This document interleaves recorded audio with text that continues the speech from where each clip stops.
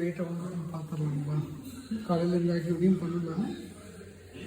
70.55 இதுக்கு சொன்ன மாதிரி தான் வெயிட் ட்ராப் இருக்குன்னு சொன்னால் அதே மாதிரி தான் இருக்குது. நேற்று காலையில் 70.8 இருந்தோம், இன்றைக்கி 70.55, 69.7 எக்ஸ்பெக்ட் பண்ணலாம். அந்த ஒரு 15-20 நாளாக வேர்க்காமல் எப்படி கலோரி பர்ன் பண்ணுறது, வெயிட்டை குறைக்கிறதுங்கிறத பற்றி நான் ஆராய்ச்சி பண்ணிருக்கேன். அதில் இப்போ ஒன்று சூப்பராக ஒன்று கண்டுபிடிச்சிருக்காங்க. ஒன்றும் இல்லை, இப்போ வந்து கலோரி 84 இருக்கா, ஹார்ட் ரேட் 103 இருக்கா. இப்போ பாருங்கள், நான் ஜம்ப் எக்ஸசைஸ் ஒரு 30 பண்ணுறேன், ஹார்ட் ரேட் பாருங்கள் 140 தொட்டுருவோம். நான் சொல்கிறேன், அதுக்கப்புறம் சொல்கிறேன்.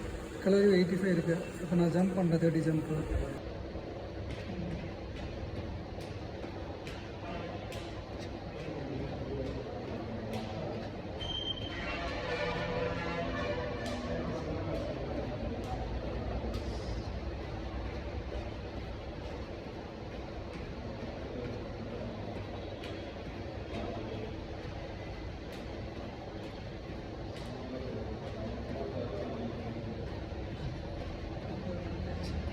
முப்பது பண்ணியாச்சு. 85 ஸ்டார்ட் பண்ணேன் கலோரி.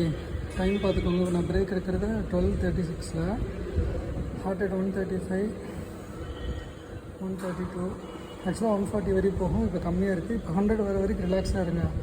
85 ஒரு கோட் ஸ்டார்ட் பண்ணோம் கலோரி இருக்கும்போது. இப்போ 100 வரப்போ பாருங்கள் ஹார்ட் ரேட்டை. 100 வரப்போ கலோரி பாயிண்ட் ரொம்ப கம்மியாக இருக்கும். ஹார்ட் ரேட் 100 வர வரைக்கும் வெயிட் பண்ணுங்கள்.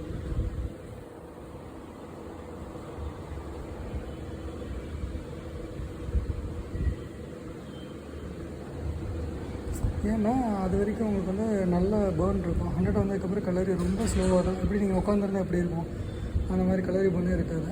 இப்போ வந்து உடம்புக்குள்ளார இன்ஜின் ஓடிட்டுருக்கு, பெட்ரோல் யூஸ் ஆகிட்டுருக்குது. பாருங்கள் 100 கிட்ட வந்தாச்சு. கிட்டத்தட்ட 10 கலோரி பர்ன் இருக்குது. நான் ஒரு நிமிஷம் பிரேக் எடுத்துட்டேன். எனக்கு வேர்க்கவும் இல்லை. இப்படியே பண்ணிகிட்டே இருந்தால் ஒரு மணி நேரத்தில் வந்து குறைஞ்சது 500 to 550 கலோரி பர்ன் பண்ணலாம் வேர்க்காமல். அது வந்து ஒரு நல்ல டார்கெட்டு. வெயிட் எவ்வளோன்னு பார்த்துக்கோங்க. ஒரு அப்படி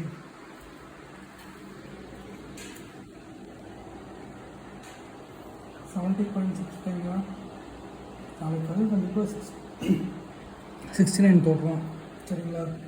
வெயிட் எதுவும் தேவையில்லாமல் இப்போ சாப்பிட போகிறதில்ல, தூங்க போகிறோம்.